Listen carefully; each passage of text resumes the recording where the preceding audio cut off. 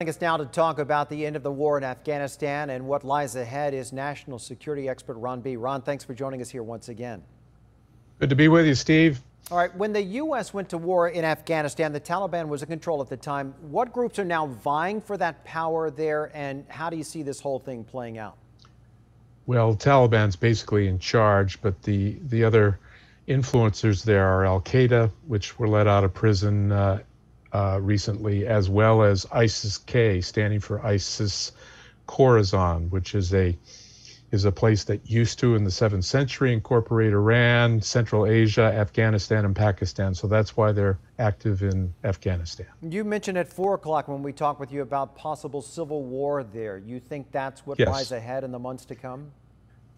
Yeah, there have been some reports that when the Taliban let out some of the prisoners, they killed 9 of the ISIS-K leaders, which did not sit well with, of course, their following. And so I do anticipate there to be some struggles between ISIS-K and the Taliban over power. All right, speaking of the struggles, that makes it even more difficult because even with the withdrawal of the U.S. troops has been completed, ABC News is reporting hundreds of Americans are still stuck in the country. Thousands of allies are still there. So can we expect any sort of diplomatic mission to continue there to get these people out?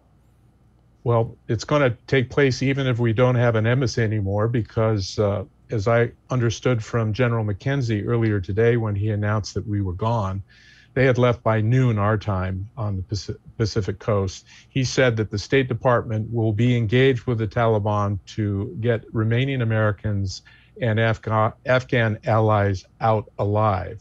So that means that even though we are out of the country, that doesn't mean that diplomacy stops. And with all the chaos there. So what happens with the next terrorist attack, either here on U.S. soil or one of our bases, maybe on one of our embassies around the world? Will we be hesitant to invade another country next time?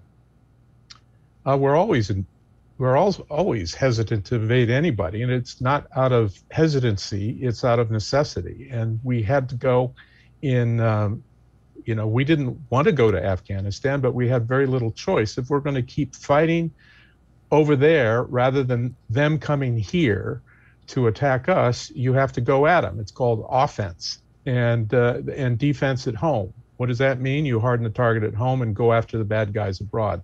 That was the strategy 20 years ago. And if another attack, God forbid, happens against the United States, which I think is most likely coming through the southern border than anywhere else.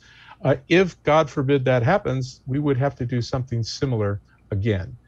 This is going to become a jihadi playground. Now, whether or not they can get along and play well together is a question, but they do have one common enemy, and that's the United States.